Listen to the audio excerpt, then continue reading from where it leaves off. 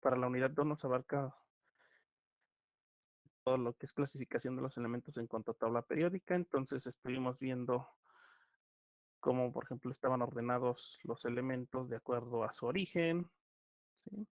De acuerdo a su número atómico, cómo los podíamos clasificar por periodos, es decir, que de forma vertical tenemos 7 periodos de los elementos y como les había comentado, pues estos periodos representan el número cuántico principal n, ¿sí? Que habíamos estado viendo. Las características en cuanto a el carácter metálico que tienen, ¿sí? Entonces veíamos que hay algunos que son metales, otros que son semimetales o metaloides y tenemos los que se consideran no metales. Los estados de agregación, tenemos algunos gaseosos, tenemos algunos líquidos, ¿sí? Algunos que se desconoce como tal su estado y esto es porque son sintéticos y tenemos pues los que conforman el estado sólido.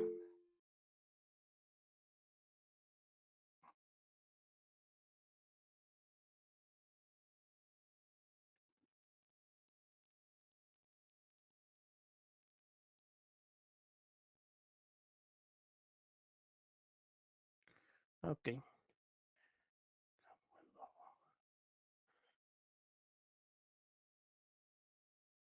muy bien, enterado entonces para tenerlo en cuenta. Muy bien, entonces también veíamos cómo se dividían, ¿sí? Dentro de los mismos grupos de metales, semimetales y no metales, pues que había unas clasificaciones, ¿no? Por ejemplo, los metales que teníamos los alcalinoterrios, metales de transición, lantánidos, actínidos y otros metales, ¿sí? Metaloides, como el boro, no metales, que entre esos encontramos los de la columna 14 y 16, los 17 y los 18. ¿Sí? Y aquí pues básicamente es el resumen de esa clasificación, ¿no? Tenemos los alcalinoterrios, los metales de transición. Aquí en la parte de abajo tenemos los lantánidos y actínidos. Tenemos los que son otros no metales, lo que son los metaloides, ¿sí? No digo otros metales para lo que son los en color en amarillo. Tenemos los metaloides, como el boro, el silicio, el germanio, arsénico, antimonio, telurio y polonio. No metales, ¿sí? Los halógenos y los gases nobles.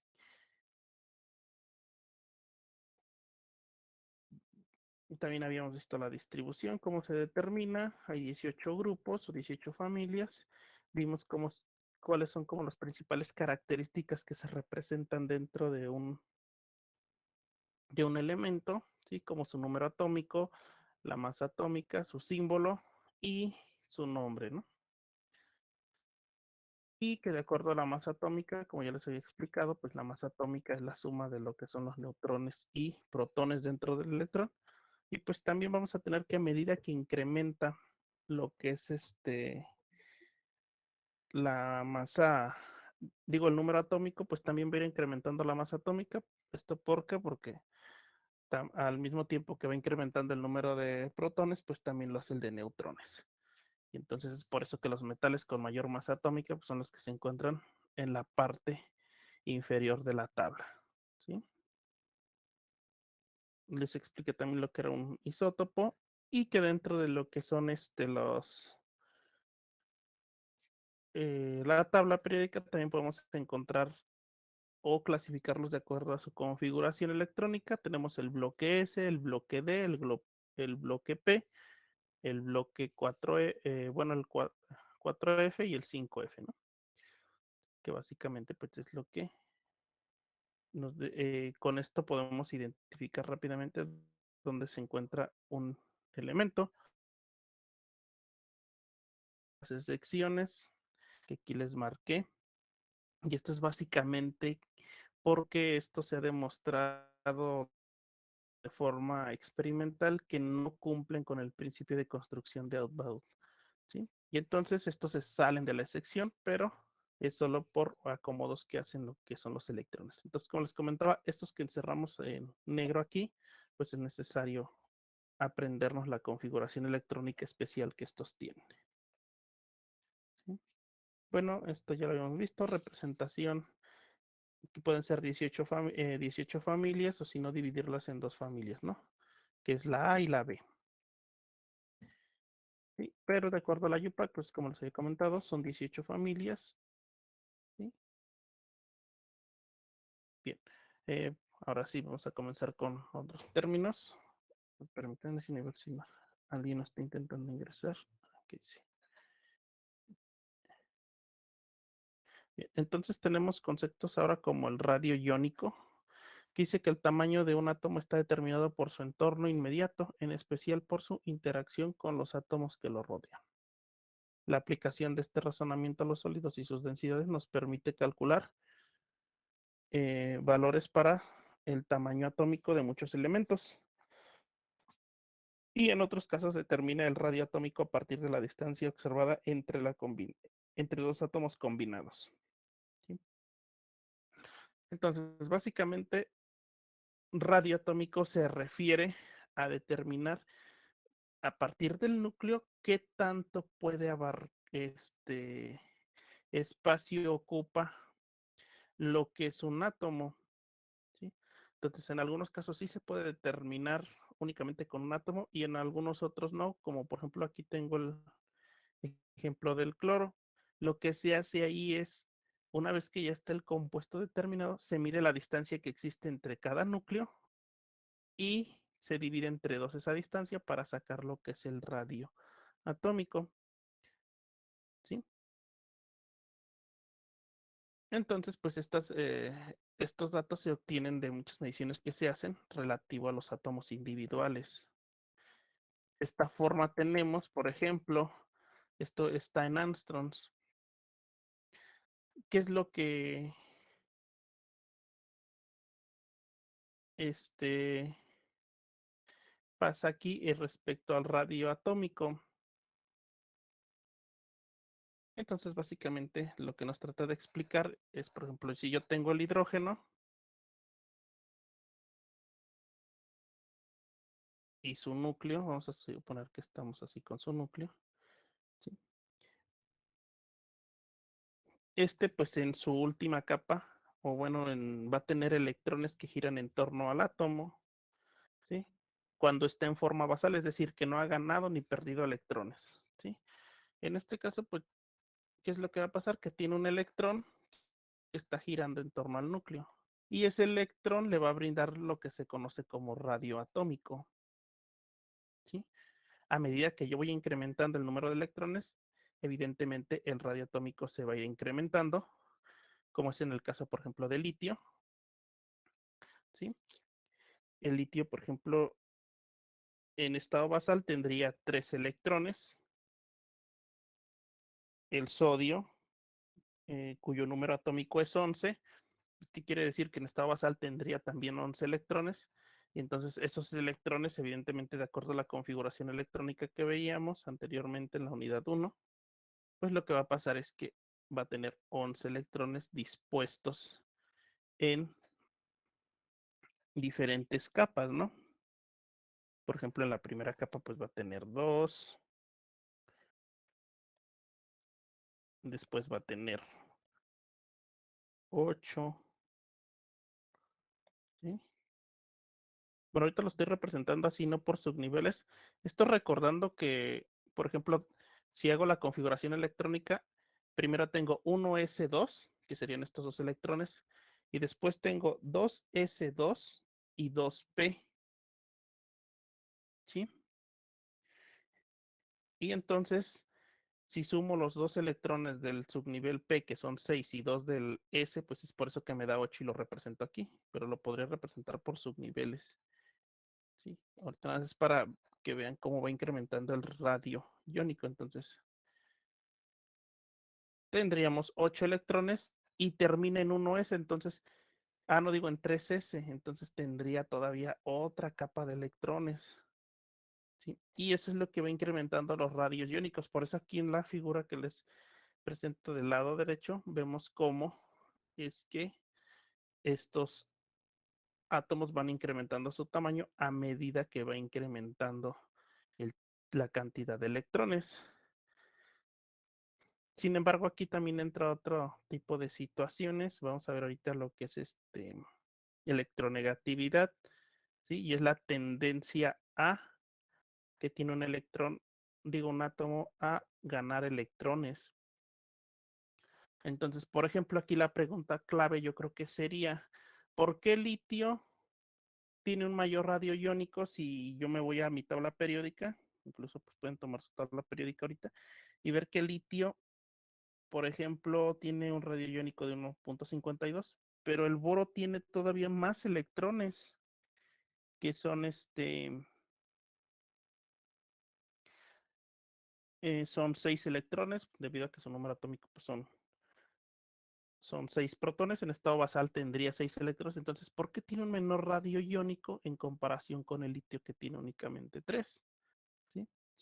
Y esto está muy relacionado con lo que es electronegatividad, es decir, que estos núcleos de aquí tienen una mayor influencia sobre sus electrones, por lo tanto, jalan con mayor intensidad hacia el centro sus electrones, es decir, como que los compactan, por eso tenemos ese comportamiento, ¿sí? Entonces, si nosotros nos vamos hacia la parte este, derecha de nuestra tabla periódica, donde vemos, por ejemplo, lo que son los metaloides, los otros metales, ¿sí? Elementos como el carbono, nitrógeno, oxígeno, fósforo, azufre, selenio, ¿sí? Los halógenos y los gases nobles, vamos a ver que en comparación con los alcalinos, que es la primera línea, y los alcalinoterrios, sus radios iónicos son, digo, sus radios atómicos son menores, pero esto se debe a que tienen una mayor influencia sobre sus electrones y por lo tanto los jalan con una mayor intensidad. ¿Sí? Entonces, por ejemplo, aquí tenemos como en este ejemplo, en esta parte de aquí donde nos representa la tabla, vemos cómo se comporta lo que es el radio, digo, sí, el radio atómico. ¿Sí? Entonces nos ubicamos aquí en esta posición donde estaría el hidrógeno y hacia abajo aumenta, pero también si nos ubicamos en la parte superior donde está el hidrógeno hacia lo que es la derecha, pues vamos a ver que disminuye. ¿Sí? Y ese es el comportamiento, les digo, porque los que están del lado derecho jalan con una mayor intensidad sus electrones hacia el centro del núcleo. Y bien, pues por eso tiene un color menos intenso. Y aquí en cuanto a la tabla o figura que vemos del lado derecho, pues vemos ese comportamiento, ¿no? Por ejemplo, el litio y berilio tienen un mayor radio atómico en comparación con boro, carbono, nitrógeno, oxígeno, flúor y neón. Cuando si yo lo analizo, estos electrones que están aquí, digo, estos átomos que están aquí, tienen un mayor número de electrones en comparación con el litio, pero les digo, se debe a esa mayor afinidad que tienen hacia los electrones.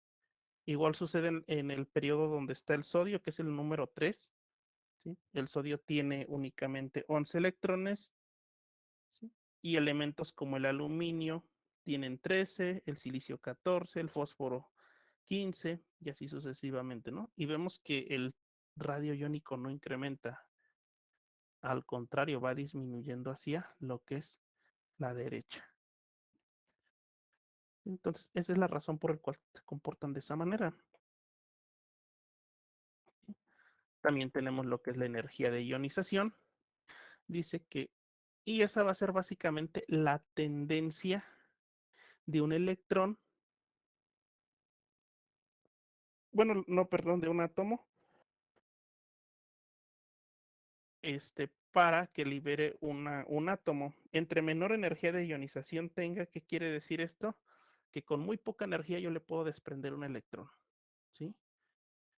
Entonces, los átomos que tengan una menor energía de ionización, quiere decir que son los que se les puede quitar muy fácilmente un átomo, digo un electrón, perdón.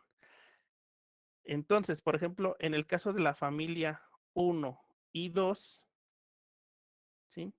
Donde tenemos, por ejemplo, el litio, el sodio, el potasio, rubidio, cesio y francio, y lo que es el berilio, magnesio, calcio, estroncio, bario y radio, vamos a ver que básicamente estos siempre forman cationes, es decir, por ejemplo, el sodio, bueno, me voy a ir acá.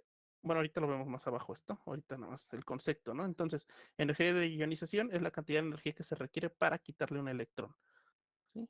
Y eso va a dejar con carga positiva a lo que es aquel elemento al cual se le quita un electrón. De esta manera, los elementos que están hacia lo que es la parte izquierda de la tabla, donde está el hidrógeno, el sodio, el magnesio, ¿qué quiere decir? Que se requiere una menor cantidad de energía para quitarle sus electrones. Por lo tanto, estos van a formar cationes. Mientras que los que están a la derecha, donde está, por ejemplo, el flúor, todos los gases nobles, los halógenos, ellos tienen una mayor energía de ionización. ¿Qué quiere decir? Que para que yo les quite un electrón a estos elementos, se necesita aplicar una gran cantidad de energía, ¿sí? Aquí, por ejemplo, tenemos el sodio, que dice que para que yo le quite el primer electrón, necesito una energía de 599 joules. Pero, por ejemplo, lo que tiene la cualidad que tiene el calcio es que se le pueden quitar dos electrones y entonces tenemos una segunda energía de ionización. Para quitar ese segundo electrón, vean cómo incrementa lo que es la energía. Entonces, a medida que yo le voy quitando electrones, para irle quitando aún más, necesito más energía. Si le quito el primero, necesita una baja cantidad de energía. Si le quito un segundo electrón, necesito más energía que en comparación con el primero. Muy bien. Los elementos con baja energía de ionización pierden electrones con facilidad para formar cationes, que era lo que les comentaba, ¿sí? La carga nuclear efectiva aumenta al recorrer de izquierda a derecha un periodo. El incremento de la carga nuclear efectiva causa que los electrones más externos sean atraídos con mayor intensidad, lo cual hace que sean más difíciles de eliminar, ¿sí? Entonces, esto era lo que les comentaba. Vamos a ver algo curioso aquí.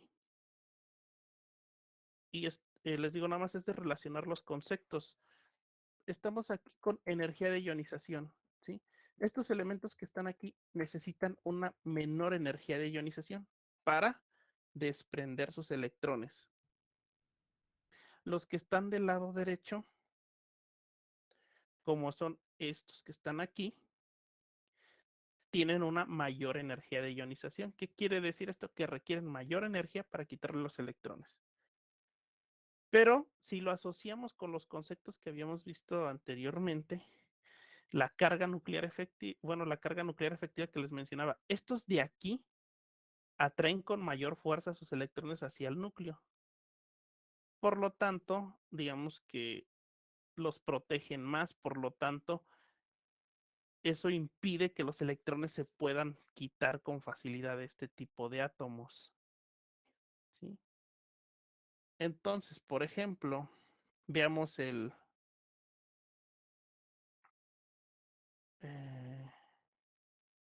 por ejemplo, el sodio, lo que les comentaba, tiene una baja energía de ionización, es de 496, en comparación, por ejemplo, con el oxígeno que tiene, o con el cloro, que tiene 1251. Entonces, ¿qué es lo que va a pasar? Y ahorita vamos a ver otro concepto que es afinidad, electronegatividad, les digo, pero están muy relacionados todos estos conceptos. Entonces, el sodio tiene una menor energía de ionización. Por lo tanto, si yo pongo a interaccionar lo que es sodio y cloro, lo más, bueno, y lo que pasa, de hecho, porque por ejemplo la sal de mesa que es cloruro de sodio, el electrón que se encuentra en la última capa de valencia del sodio se va a venir para acá, ¿sí? ¿Por qué? Porque este tiene una baja energía de ionización y por lo tanto lo que nos va a hacer formarnos el catión. pierde un electrón y por lo tanto nos queda con una carga positiva. Este de acá, el cloro, tiene una energía de ionización mayor, es decir, para que yo le quite electrones necesito alta cantidad de energía y eso no va a suceder. Entonces, ¿qué es cuando yo interacciono este tipo de compuestos? ¿Qué es lo que la mayor probabilidad? Pues que el cloro le va a quitar el electrón y ahora este queda con una carga negativa, recordando que los electrones tienen carga negativa, entonces le estoy sumando cargas negativas. Por lo tanto, pues ahora tenemos un catión y un anión. En el caso del calcio, por ejemplo, el magnesio, pues va a suceder algo similar, ¿no? Por ejemplo, el magnesio, vamos a ver que en su última capa de electrones tiene 2 electrones, por lo tanto puede perder 2. ¿Qué es lo que va a pasar? Que nos catión, ¿sí? Con una carga de +2 y así para todos los metales.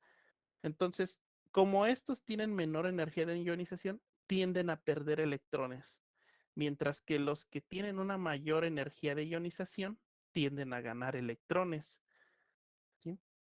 Entonces, por ejemplo, ustedes van a ver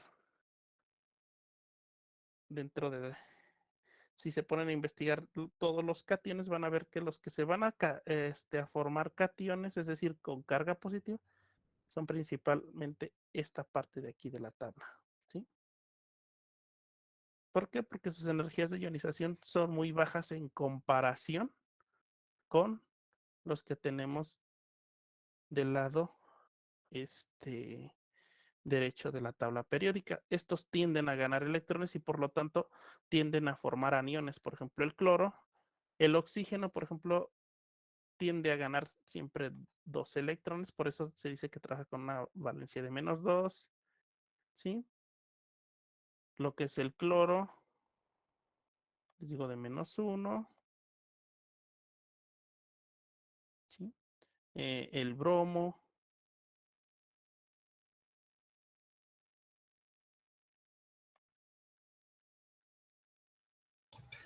Y de ahí se sacan los conductores y no conductores.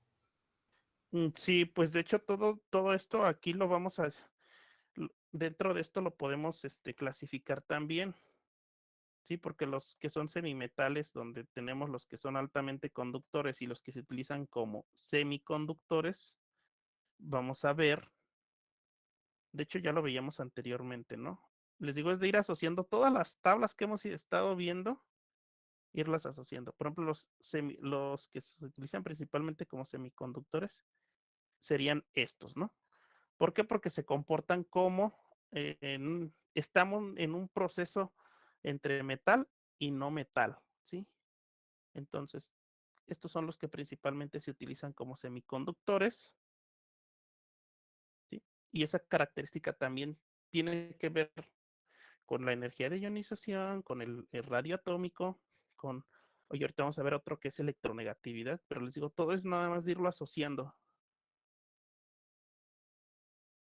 Les digo, por ejemplo, aquí estamos viendo energía de ionización, donde vemos que los que están a la derecha tienen una mayor capacidad de formar cationes, digo aniones, es decir, cargas negativas, y los que están del lado izquierdo forman cargas positivas.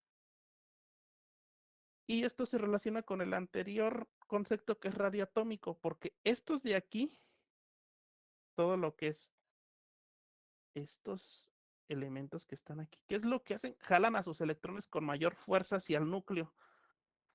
Y entonces, como los jalan con mayor fuerza, es más difícil que yo les pueda quitar un electrón a estos de la parte derecha. A los que están ubicados hacia la izquierda tienen una menor energía de ionización, pero también tienen un mayor radio atómico, que quiere decir que sus electrones están más dispersos, entonces es más fácil que yo pueda acceder a ellos para quitarles un electrón.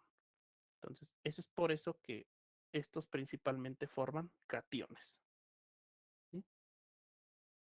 Y vamos, les digo, vamos a ir viendo esto para que dice, la afinidad electrónica de un elemento puede definirse como la cantidad de energía que absorbe cuando se añade un electrón a un átomo gaseoso aislado para formar un ion de carga -1. Y esto, ahora vamos con los negativos. Vean, la mayoría de los elementos no tienen afinidad por un electrón adicional, por lo tanto su afinidad electrónica es igual a cero. Por ejemplo, el helio no tiene una afinidad electrónica definida, pero no sucede para todas. Aquí, por ejemplo, tenemos el cloro, que sí tiene una mayor afinidad, pero nuevamente, ¿por qué tiene una mayor afinidad? Ah, porque su radio, su carga, o bueno, su núcleo jala con mayor intensidad los átomos hacia el centro, por lo tanto, pues tiene una mayor afinidad también a ganar electrones. Dice, los elementos con afinidad electrónica muy negativa ganan electrones con facilidad para formar iones negativos. Y aquí tenemos lo que es radio iónico. Entonces, lo que les mencionaba, los elementos que tenemos hacia la derecha tienden a una mayor afinidad a ganar electrones. Entonces, por ejemplo, bueno, y los que tenemos del lado derecho de la tabla tienen tendencia a donarlos, ¿sí? Por lo tanto, por ejemplo, el litio, estas esferitas que veíamos en la parte de arriba, en donde veíamos lo que era radio atómico, en estado basal, vemos que el litio tenía 1.52 angstroms de radio atómico. Pero ¿qué pasa si le quito un electrón? Ah, pues su radio atómico ahora se disminuye. ¿Por qué? Porque ya perdió un electrón y ahora es 0.90. Lo mismo sucede para el sodio. Tiene 1.89, pero como tiene tendencia a donar electrones, ¿qué es lo que va a pasar? Va a perder uno y nos queda con 1.16. Entonces, cuando hablamos de radio iónico, aquellos elementos que van a perder electrones, les digo principalmente lo que es los alcalinoterrios o lo que es la familia 1, familia 2 y los metales de transición, van a perder electrones. Y como pierden electrones, el radio iónico disminuye. ¿Qué es lo que pasa contrario a lo que son los no metales? Por ejemplo, el nitrógeno, lo que es el oxígeno, el azufre, el selenio y el telurio. Estos, como les comentaba, tienen una mayor capacidad de ganar electrones, ¿sí? Y esto es porque su densidad nuclear o su carga nuclear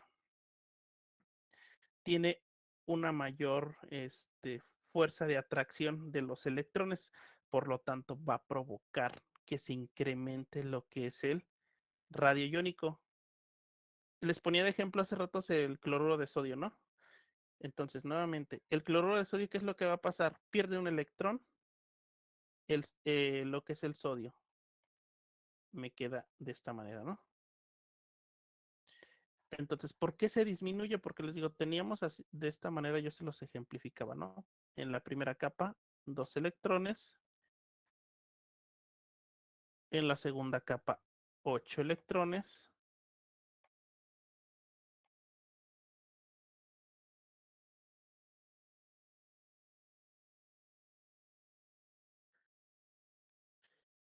Y en la última capa, que es el nivel 3, y específicamente de tipo S, teníamos un electrón. ¿Qué es lo que va a pasar? Que este electrón, por ejemplo, para lo que es el cloro, tenemos nuevamente también la misma configuración, ¿sí? Tenemos 2 electrones, después tenemos 8 electrones, ¿sí? Pero aquí en la última capa, en vez de tener 8 electrones, tenemos 7. Digo, en lugar de tener uno, como en el caso del sodio, tiene 7 electrones. Si ustedes hacen la configuración, van a ver que en el nivel este, 3 o en el nivel cuántico N3, van a ver que ese cloro se caracteriza por tener 7 electrones, ¿sí? porque la última parte de su configuración del cloro es 3s2, 3p5 y lo que son 5 electrones del nivel P y 2 del S, pues nos da un total de 7. Bien, ya ahorita no los voy a confundir un poco más, pero existe lo que se llama una regla del octeto que dice que la mayoría de los elementos lo que buscan es tener 8 electrones en su última capa de valencia, ¿sí? Es decir, en su capa más externa. Pero eso también se sigue por el hecho de que, les digo, este tiene una mayor energía de atracción. ¿Por qué? Por su carga efectiva nuclear. Entonces, recordando un poco lo que hemos estado viendo, este jala con mayor intensidad los electrones hacia el centro. Es decir, estos electrones son atraídos hacia el centro del elemento. Entonces, difícilmente si yo interacciono lo que es el sodio con el cloro, difícilmente el sodio le va a poder quitar electrones al cloro. ¿Sí? ¿Qué es lo que va a pasar? Pues que el cloro, como tiene estas características, lo que va a hacer es quitarle el electrón. Bueno, lo pongo de otro color. ¿Sí? Entonces este electrón básicamente lo que va a hacer es brincar acá. Por lo tanto, como se le quita el electrón, esta última capa de valencia desaparece. Por lo tanto, el radio iónico disminuye. Y en el caso del cloro aumenta. ¿Por qué? Porque le agregué un electrón más y por lo tanto su carga efectiva disminuye. ¿Sí? Entonces, es por eso que se comportan de esa manera. ¿Sí? Vean cómo pasamos de uno a otro comportamiento de una forma rápida. Entonces, el radio iónico también se ve afectado. ¿Sí? Una cosa es tenerlos en estado basal, que están representados por las esferitas en verde para ambos casos, pero una vez que, por ejemplo, los alcalinos y los alcalinoterrios pierden electrones, disminuye ese radio atómico, y para el caso de los que forman aniones como lo que es el cloro, el flor, el bromo y el yodo, pues se incrementa, y es debido a que ganan electrones. ¿Sí? Ahora, pues las reglas dicen que los iones sencillos con carga positiva, es decir, cationes, siempre son más pequeños que los átomos neutros de los que provienen. Pues, eso sí, ¿no? Porque como pierden electrones, los cationes van a ser más pequeños. Los iones sencillos con carga negativa siempre son más grandes que los átomos neutros. También se confirma acá, ¿no? Entonces, los positivos se vuelven más pequeños, los negativos se vuelven más grandes debido a la ganancia de electrones, que es las dos primeros enunciados que nos dice aquí. Dice, el tamaño tanto de los cationes como de los aniones aumenta al descender por el grupo. También eso es correcto, ¿no?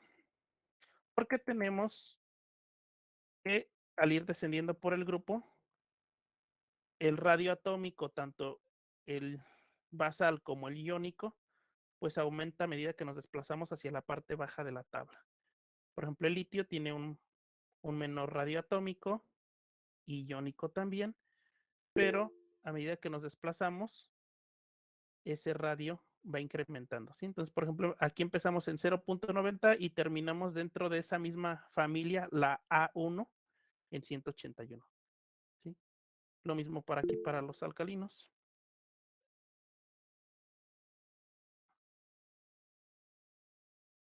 Sí.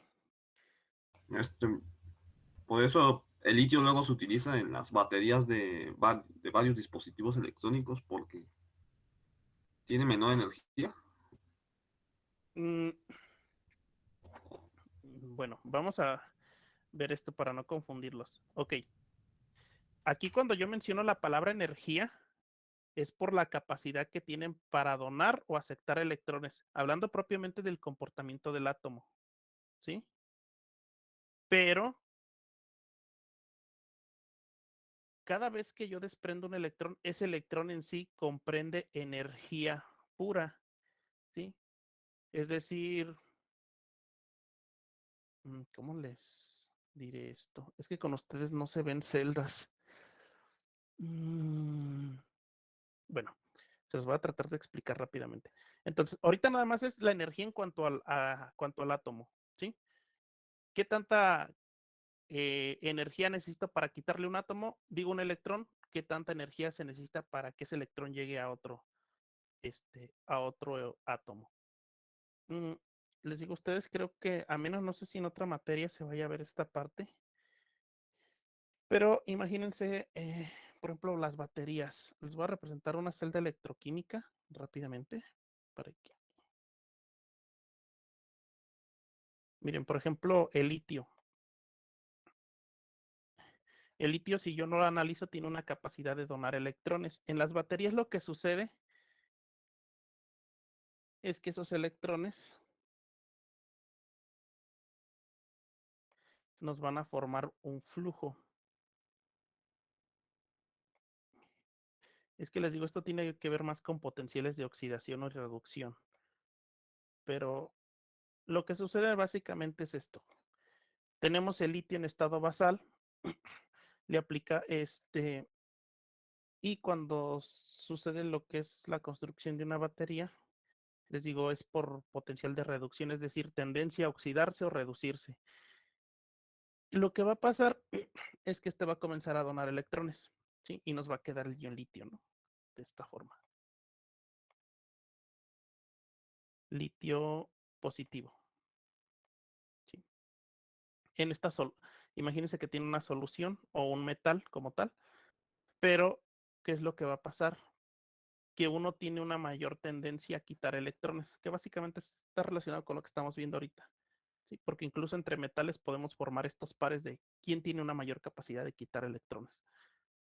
Pero en sí, una vez que yo empiezo a quitar electrones, lo que hace es que esos electrones van a circular de forma libre y eso es energía pura. ¿Sí? Ya el electrón por sí solo tiene una energía y eso es lo que nosotros detectamos como corriente eléctrica. ¿Sí? Entonces, cuando nosotros aplicamos una energía, damos estabilidad, por ejemplo, a estos iones que están dentro de la batería y posteriormente se comienzan a liberar cuando nosotros les damos uso. Entonces, lo que estamos en sí gastando es un flujo de electrones, porque esto les digo, al final de cuentas nos desencadena una carga eléctrica. ¿Sí? Por eso los utilizan en baterías, les digo, pero esto tiene que ver también con otro concepto que se llama potencial de reducción. ¿Sí? Pero sí está relacionado con lo que estamos viendo. Les digo, yo espero que yo creo que más adelante sí van a ver esta parte. Pero les digo, ahorita de forma, digamos así, muy general, así es como funcionarían las baterías. Ya después lo van a ver más a detalle. ¿Sí? Pero sí está relacionado, nada más que les digo, ya una vez que se libera el electrón por sí solo nos representa una energía como tal, que es lo que se detecta como carga eléctrica. ¿Sí? Y es también por estas tendencias que tienen aquí. Y les digo, ya generalmente ese tipo de baterías se hacen con soluciones este, entre metales para que se dé el flujo de electrones. ¿Vale? Bien, tenemos una serie que se les llama series isoeléctricas, ¿sí? Y básicamente es cómo se van comportando, por ejemplo, los electrones a través de un periodo, ¿no? Por ejemplo, aquí tenemos el radio iónico del nitrógeno, que es negativo. Tenemos el radio del oxígeno, 1.26. Tenemos lo que es el del flor, 1.19. ¿Sí? Y tenemos, por ejemplo, el del sodio, el del magnesio y el del aluminio. ¿Sí? Lo que se le llama series eléctricas es porque vean cómo cambia el radio iónico a pesar de que tienen los mismos electrones en su capa de valencia. ¿Sí?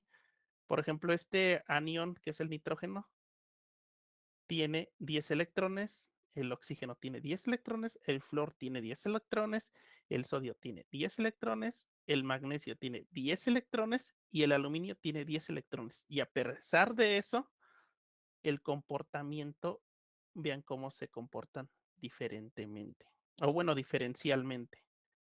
¿Sí? Y esto tiene que ver, les digo, con esa capacidad o energía que tiene el núcleo para atraer a lo que son sus electrones. ¿Sí? Por ejemplo, el nitrógeno 3 más, no, 3 menos, perdón. Si yo lo analizo, él nada más debería de tener en estado basal 7 electrones.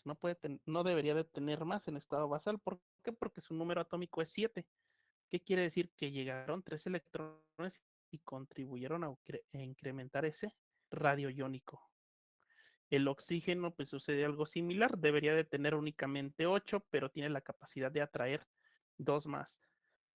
¿Sí? Y entonces eso lo deja en 10 electrones. Pero como tiene un mayor número atómico, es decir, en comparación con el hidrógeno, este tiene 8 protones en el interior, entonces eso le da una mayor capacidad de atracción de los electrones, por eso el radio iónico es menor en comparación con el nitrógeno, a pesar de que tienen los mismos electrones. Y lo mismo sucede para el flúor, porque ahora el flúor, estamos hablando que su número atómico es 9. Entonces tiene 9 protones, por lo tanto 9 protones contribuyen a atraer con mayor fuerza a esos 10 electrones que tengo. ¿Sí? Y así es por eso que se da ese comportamiento para estos que son cationes. Vean cómo incrementa la carga nuclear. ¿Sí? Y para el caso de lo que son los de la familia 1 y 2, o metales como el aluminio, sucede algo similar, ¿no? Comenzamos con sodio, que tiene mayor carga nuclear, pero les digo, estos núcleos de lo que son las primeras familias tienen una mayor carga nuclear efectiva, es decir, no atraen con tanta fuerza sus electrones. Por lo tanto, estos tienen una mayor dispersión electrónica, pero a medida que nos vamos desplazando hacia la izquierda, vemos cómo se reduce también ese radio, que era lo mismo que veíamos con los radios atómicos normales, ¿sí? Nada más que aquí estamos hablando ya de radios atómicos de iones, pero es lo mismo. Y todo esto que está aquí está muy asociado con algo que se llama electronegatividad, que es en un elemento, es una medida de tendencia relativa de un átomo para atraer electrones hacia sí mismo cuando está combinado químicamente con otro. ¿Sí? Los electrones con valores elevados de electronegatividad, no metales, suelen ganar electrones para formar aniones. A medida que aumenta la electronegatividad, se forman aniones más estables. Los elementos con valores bajos de electronegatividad, es decir, los metales, suelen perder electrones para formar cationes. A medida que disminuye la electronegatividad, se forman cationes más estables. Entonces, esto básicamente es lo mismo que hemos estado viendo, pero digamos que con otra terminología. Esto es el de ganar electrones. Entonces, y está asociado con la energía de ionización. ¿Por qué? Porque estos electrones que están aquí, ya lo veíamos, tienen mayor energía de ionización, también tienen una mayor densidad de carga electrónica, de carga efectiva nuclear, es decir, una mayor tendencia a atraer electrones. Por lo tanto, pues este término de electronegatividad viene también a contribuir a reafirmar estas cualidades que tienen. Por lo tanto, vamos a tener que estos electrones, estos átomos o elementos que se encuentran aquí, tienden a ganar siempre electrones, ¿sí? Por lo tanto, siempre forman aniones, es decir, cloro -1, bromo -1, ¿sí? Oxígeno -2, nitrógeno -3. ¿Por qué siempre ganan electrones? Porque tienen una mayor electronegatividad, es decir, una tendencia a ganar electrones. ¿Quiénes tienen una menor energía o electronegatividad? Los de esta parte de acá. Por lo tanto, tienden a formar cationes, es decir, a donar electrones. Entonces, radio iónico, carga efectiva nuclear, radio atómico, pues están relacionados, y este último término pues es más de lo mismo, ¿no? Electronegatividad, que nos dice que estos de acá ganan electrones, que estos de acá los pierden. ¿Por qué tienden esa tendencia? Porque estos tienen mayor electronegatividad, mayor carga nuclear efectiva, mayor energía de ionización, y entonces eso es lo que permite que estos siempre ganen electrones y que estos de acá tiendan a donar electrones, ¿sí? Entonces, Si dan cuenta, son términos que digamos, nos tratan de ejemplificar diferencialmente un proceso, pero que al final de cuentas llegamos a lo mismo, ¿no? Estos ganan, estos pierden electrones. ¿Quién nos lo explica? Energía de ionización, radio atómico y electronegatividad.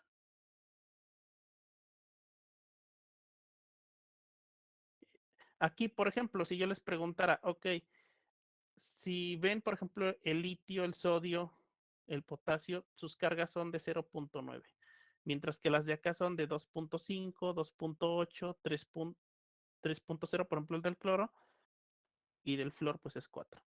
Si yo combino, por ejemplo, el elemento de flúor con sodio, ¿quién le va a donar electrones a quién? El sodio al flúor. El sodio al flúor. Exacto. ¿Por qué? Porque el flúor tiene una mayor electronegatividad, entonces una mayor tendencia a ganar electrones. Así de sencillo. Si lo quiero ver desde energía de ionización, porque el flúor tiene una mayor energía de ionización, entonces es más difícil que se le quiten electrones, por lo tanto tiene una mayor capacidad de atraerlos. ¿Sí? Entonces les digo, podemos verlos desde diferentes perspectivas, pero al final de cuentas vamos a tener este comportamiento. ¿Sí? Lo mismo que aquí, ¿no? Entonces, todos estos conceptos que hemos estado viendo, pues nos ayudan a explicar por qué unos ganan y por qué otros pierden electrones. Bueno, y el número de oxidación está relacionado básicamente con esto de aquí mismo, ¿sí? Vemos en sus tablas, por ejemplo, en sus tablas periódicas, ustedes ven números de oxidación, por ejemplo, el oxígeno, el flúor, que dice que -1, el cloro también se los maneja. Ya después vamos a estar viendo compuestos, vamos a ver el resto de los números. Ahorita nos vamos a quedar con eso de que ganan y pierden electrones. Entonces, si el flúor gana, por lo tanto, pues va a quedar con una carga negativa. Si el cloro gana un electrón, con una carga negativa. Si el bromo gana, con una carga negativa. ¿Qué pasa con los de acá? Como pierden, quedan con una carga ya sea positiva a la -1 o positiva a la -2. Por ejemplo, estos de aquí de la familia 2 pierden 2 electrones. ¿Sí? Entonces quedan con una carga de -2. Digo de +2, perdón. Entonces, por eso en sus tablas, ustedes si se van ahí a lo que dice este número de oxidación, van a ver que la primera familia trabaja con -1, digo con +1, donde está litio, sodio y potasio. ¿Qué quiere decir +1? Que tienen una carga positiva extra, ¿sí? Y esto es porque forman cationes. En el caso del berilio, pierden 2 electrones, por lo tanto tienen 2 cargas positivas extra, ¿sí? Y les digo, el número de oxidación se refiere únicamente a esa parte. Entonces, por ejemplo, en el caso del sodio, les digo, en estado basal, tiene 11 protones con carga positiva y 11 electrones con carga negativa. Y decimos que está en estado basal, ¿por qué? Porque si yo sumo las cargas, se neutralizan. 11 positivos y 11 negativos, me queda neutro. ¿Qué pasa cuando pierde un electrón? Cuando yo estoy hablando de un cation, es decir, de más. Pues resulta que lo que pasó es que los protones pues, no los puedo remover del núcleo. Entonces, por lo tanto tengo 11 protones que son positivos, pero como perdió uno, tengo 10 electrones. ¿Sí? Con carga negativa. Si yo sumo lo que son esas cargas, 11 positivas con 10 negativas, pues me queda únicamente una carga positiva. Por eso lo marco como +1. ¿Sí? ¿Qué pasa, por ejemplo, con el cloro? Lo voy a poner de este lado de acá. El cloro, si yo me voy a la tabla periódica, voy a ver que tiene 17. Bueno, su número atómico es 17, por lo tanto, ¿qué quiere decir? Que tiene 17 protones, ¿sí? Y electrones en estado basal tiene 17. Pero, como ¿qué es lo que va a pasar? Ah, que tiene una carga negativa. ¿Por qué? Porque ahora tiene los protones, como les menciono, esos no cambian. Entonces son 17 protones, pero como ganó un electrón, ahora tiene, aquí, tiene 18 electrones. Por lo tanto, si yo sumo las cargas, me queda una carga negativa, como excedente, ¿no? Entonces aquí serían 18 electrones, los cuales tienen carga negativa y entonces por eso me queda como un cation. Y ahí en su tabla es por eso que les dice, es que trabaja con -1. ¿Sí? Ya el resto de los números les digo, ya que lleguemos a compuestos, ya les voy a explicar por qué pueden trabajar con varias valencias. Pero ahorita nada más nos quedamos con esto de que nos expresa el radio, digo, el número de oxidación. ¿Sí? Bien, entonces,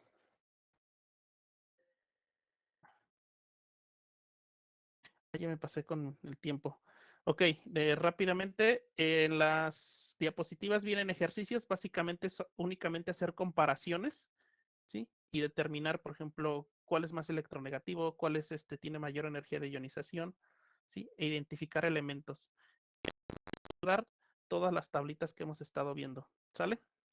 Entonces ya nada más es de que con esto que vimos hoy, ustedes vayan asociando esta parte.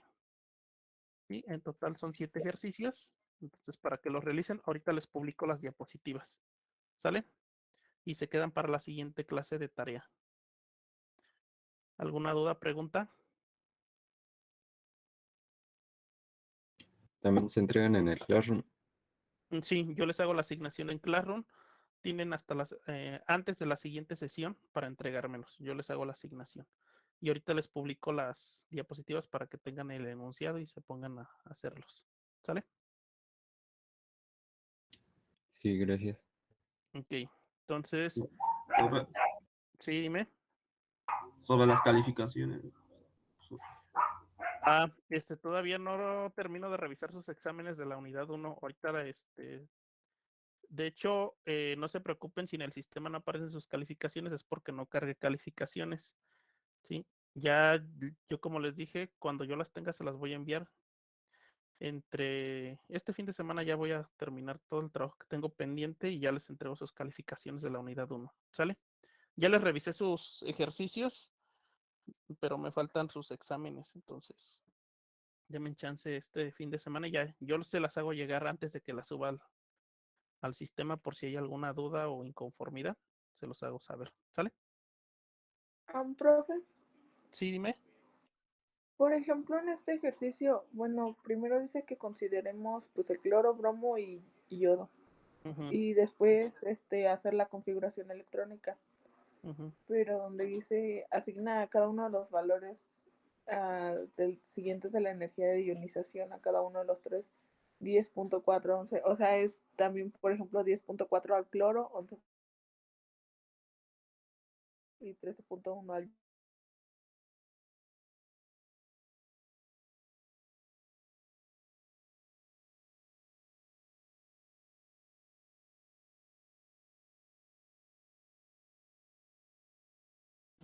Es que acá no lo manejaban.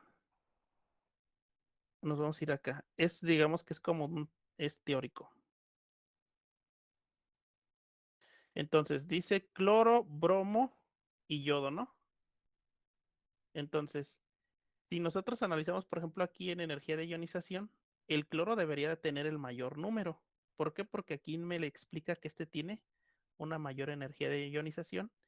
El bromo tiene una menor en comparación con el cloro y el yodo es menor. Entonces yo me voy acá al ejercicio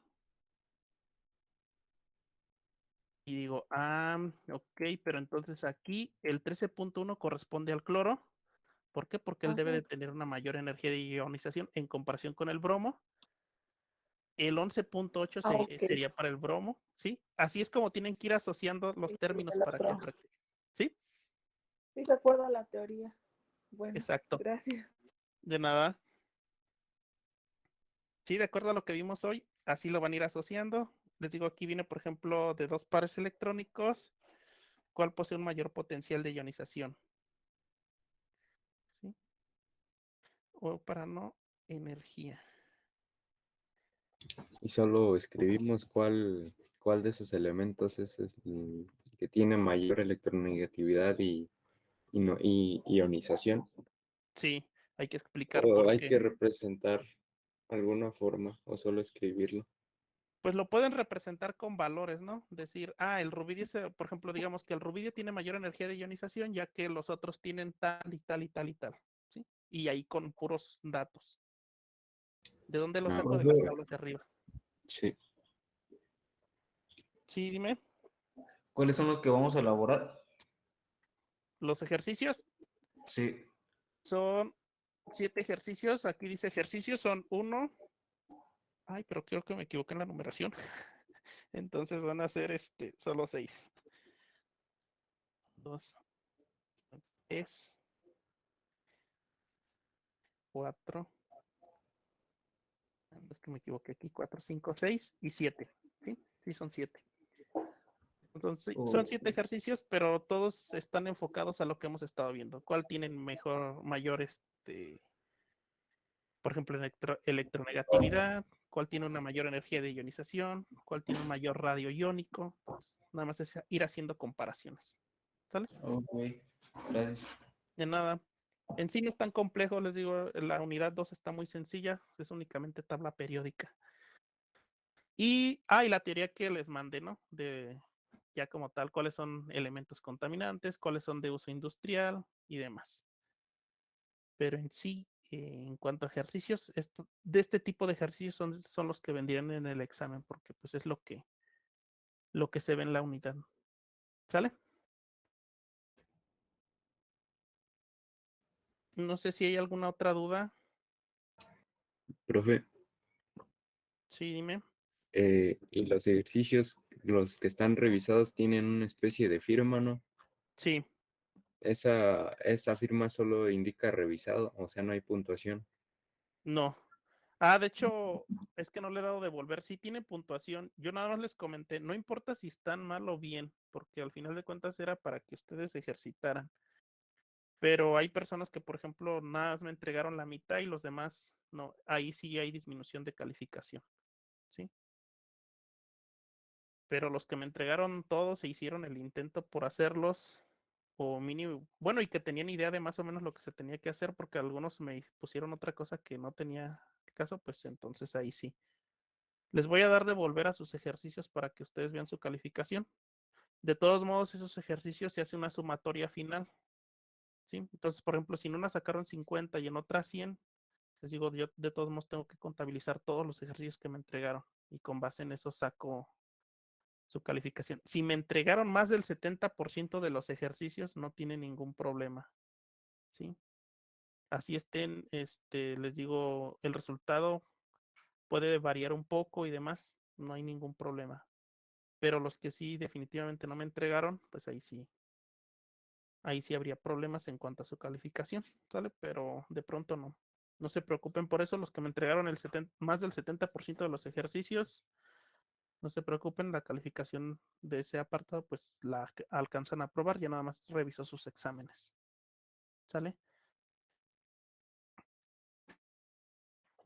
Sí, gracias. Ok. Bien, ¿alguna otra duda o pregunta?